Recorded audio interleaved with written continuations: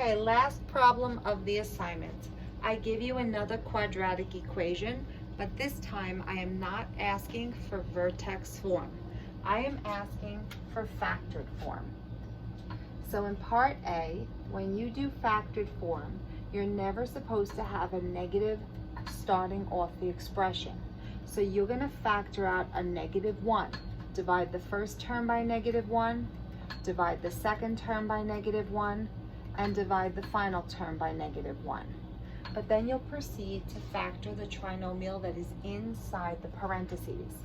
So f of x is equal to that -1 in front, and the factors, I hope you're okay with this, is x minus 4 times x minus 2.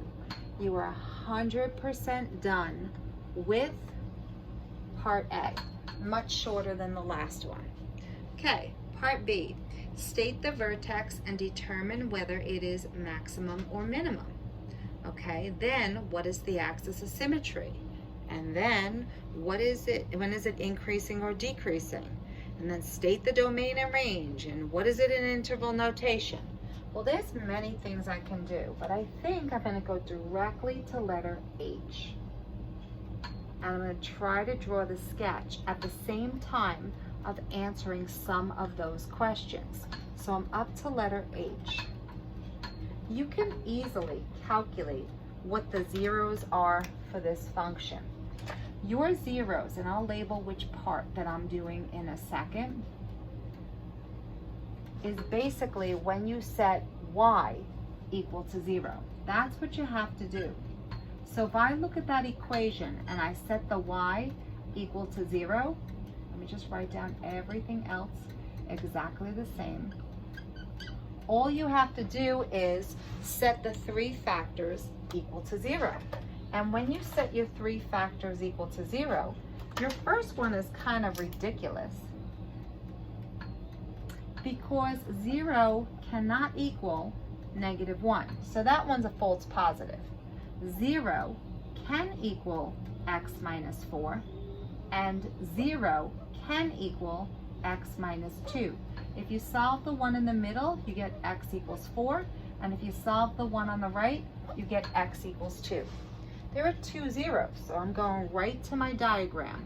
One 0 is at 2, the other 0 is at 4. And that takes care of that. Now, they then ask in the same part, what is the y-intercept? But the easiest way for me to figure out what the y-intercept is would be just to evaluate f of 0. And you can use any one of these 3 functions. I think I want to use the top one.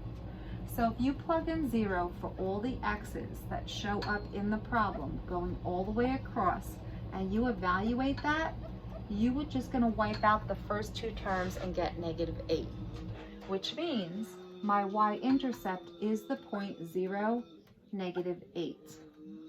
And I'm going to go to my sketch and I'm going to put that in. 1, 2, 3, 4, 5, 6, 7, and even higher, 8. Here's where 0, 8 is. All right, I have completed all of part G, off to the side. Now, I have not completed part C, so I think I'm going to do that next.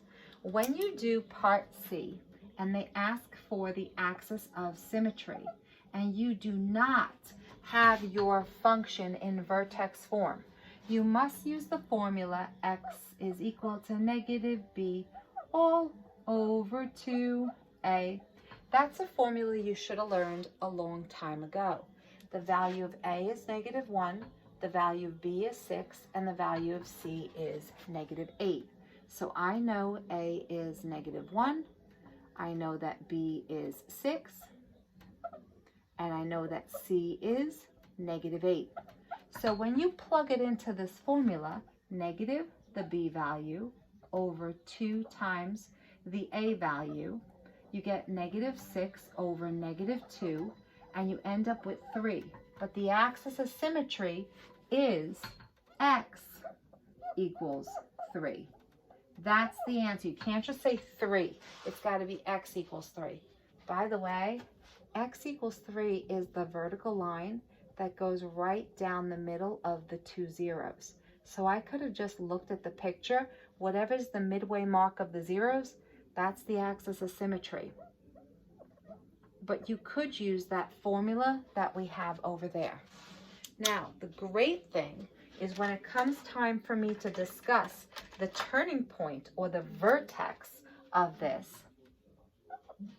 your vertex is a point. Sometimes we call it the turning point. We don't always call it the vertex. Sometimes it is called the turning point. Sometimes it is called the critical point. They all basically mean exactly the same thing when it comes to talking about a parabola. Well, you see this x equals 3? That's always the x coordinate. Always, there's no work. And anytime you want to figure out the y coordinate of a point and you know the x value, just plug it into the equation. So your job is to evaluate f of 3. So I'm going to fill in a 3 in for all the x's that show up on the right-hand side, and then I'm going to calculate what the answer is. So 3 squared is 9, but 9 times a negative is negative 9. 6 times 3 is 18, and then I have minus 8. And if you used your calculator, you get the number 1. So you just finished. You told me the vertex is 3, 1.